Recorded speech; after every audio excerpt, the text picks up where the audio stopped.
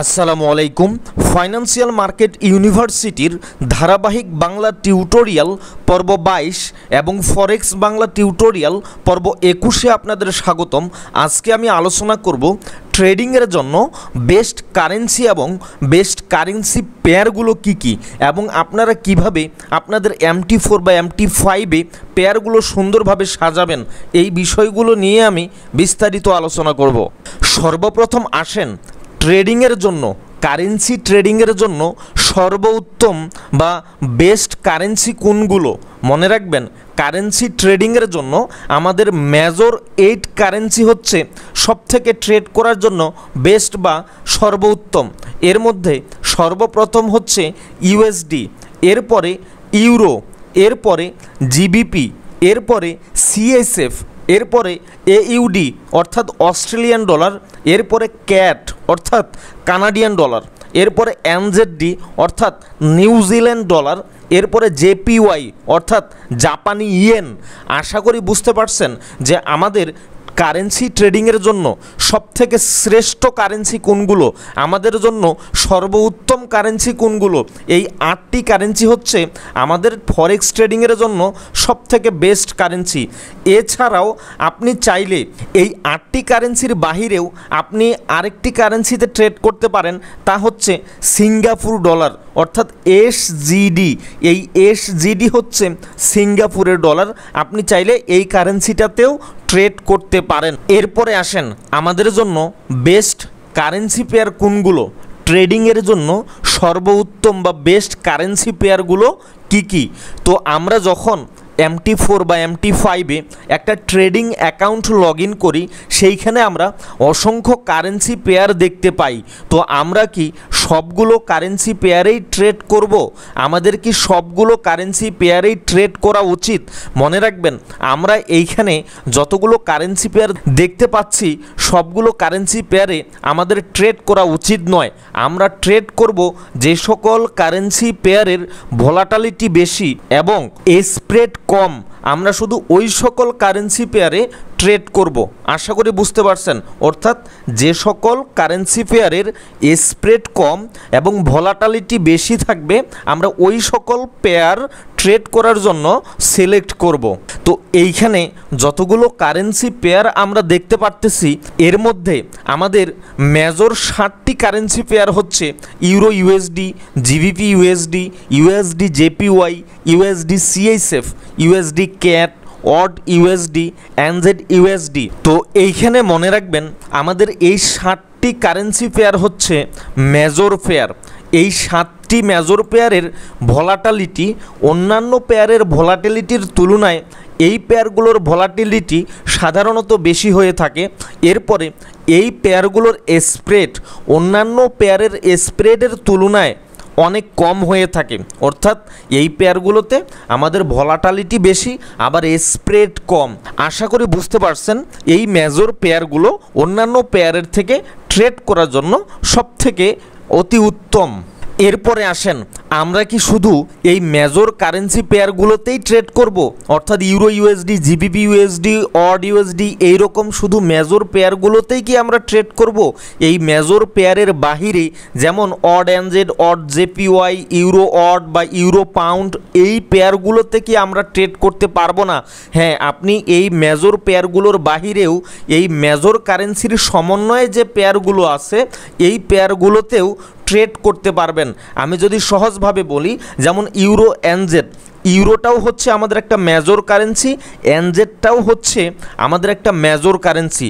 সুতরাং দুই মেজর কারেন্সির সমন্বয়ে যে পেয়ার আপনি পাবেন, ওই পেয়ারগুলোতে ট্রেড করতে পারবেন। তো এই জায়গায় লক্ষ্য করেন, আমরা এই 8টি মেজর কারেন্সির সমন্বয়ে মোট 28টি কারেন্সি পেয়ার আমরা এখানে লিস্ট করছি। আপনারা এই 28টি কারেন্সি পেয়ারেই ট্রেড করতে পারবেন। এই জায়গায় লক্ষ্য করেন, এইখানে যে কারেন্সি পেয়ারের লিস্ট আপনারা দেখতে পারতেছেন, এই লিস্টটা হচ্ছে আমাদের মেজর কারেন্সি যে 8টি আছে, এই 8 মেজর কারেন্সির সমন্বয়ে এইখানে আমরা 28টি কারেন্সি পেয়ারের লিস্ট পাচ্ছি। তো এই কারেন্সি পেয়ারগুলোতে আপনারা ট্রেড করতে পারেন। এই কারেন্সি পেয়ারগুলোর বাহিরে আপনারা আরও হচ্ছে গোল্ড, অয়েল, US 500, US 30 এইগুলোতেও ট্রেড করতে পারেন, কারণ এইগুলোতেও মার্কেটের ভলাটিলিটি অনেক বেশি। যেমন US 500 যদি আপনি চার্টে ইনসার্ট করতে চান, এই ক্ষেত্রে এই যে ইন্ডিসেস CFD এইখানে ক্লিক করবেন।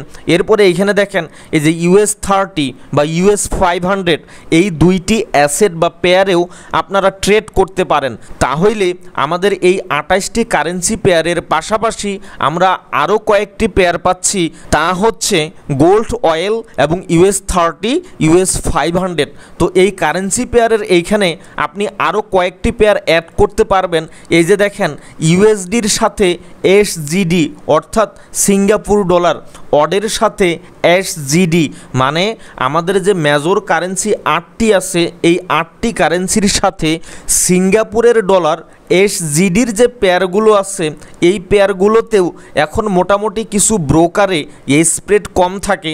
সুতরাং এই পেয়ারগুলোতেও আপনি চাইলে ট্রেড করতে পারেন, যেমন USD SGD, অট SGD, CHF SGD, euro SGD, GBP SGD।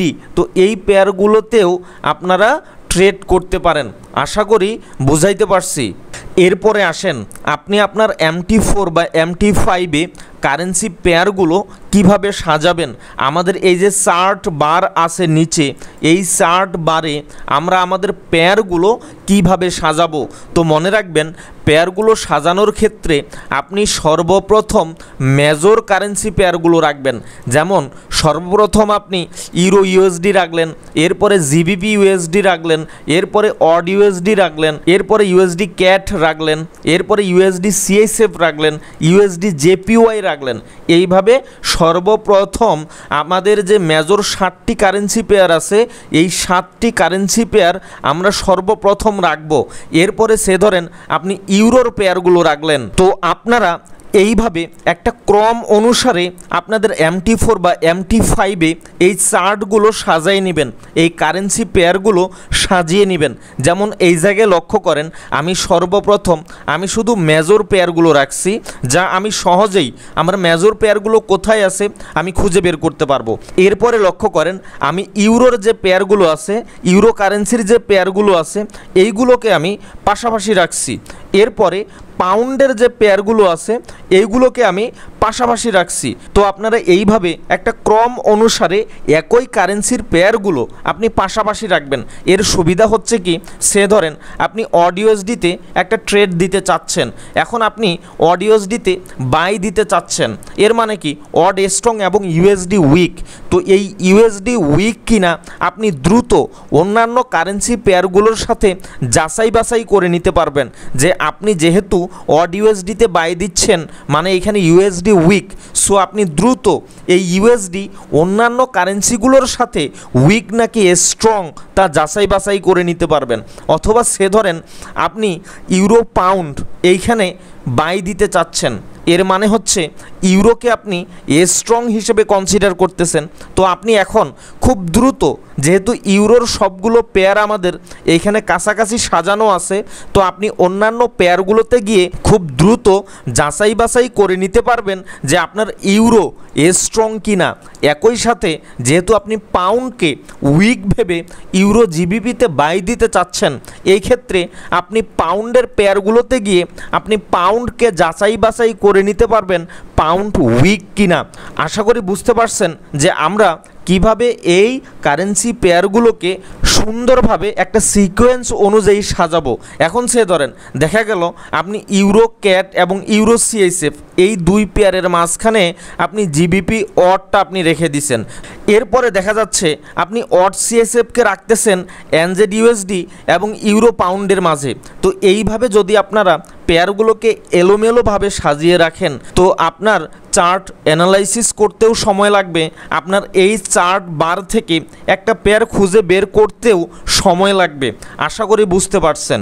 তো এইখানে মনে রাখবেন সর্বপ্রথম চেষ্টা করবেন মেজর পেয়ারগুলো রাখার, এরপরে এর পাশে রাখবেন গোল্ড, তারপরে যদি আপনি US30 US500 ট্রেড করেন এই পেয়ারগুলো রাখবেন। তারপরে আপনি euro pound, euro odd, euro cat এইভাবে পেয়ারগুলোকে একটা সিকোয়েন্স আকারে সাজাবেন। আমি আশা করি বুঝাইতে পারছি আপনারা কিভাবে একটা সুন্দর সিকোয়েন্স আকারে আপনারা আপনাদের MT4 বা MT5-এ এই পেয়ারগুলো সাজাই নেবেন। তো আমি আশা করি আপনাদের বুঝাইতে পারছি ট্রেডিংয়ের জন্য বেস্ট কারেন্সি পেয়ার এবং বেস্ট কারেন্সি কোনগুলো এবং কিভাবে আপনাদের MT4 বা MT5-এ এই কারেন্সি পেয়ারগুলো সুন্দরভাবে সিকোয়েন্স আকারে সাজাবেন। এরপরেও যদি না বুঝে থাকেন তাহলে অবশ্যই কমেন্টস করবেন অথবা আমাদের সাথে যোগাযোগ করবেন।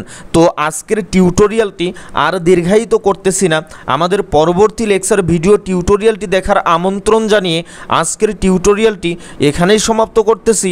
দোয়া করি সবাই ভালো থাকবেন, সুস্থ থাকবেন। আল্লাহ হাফেজ।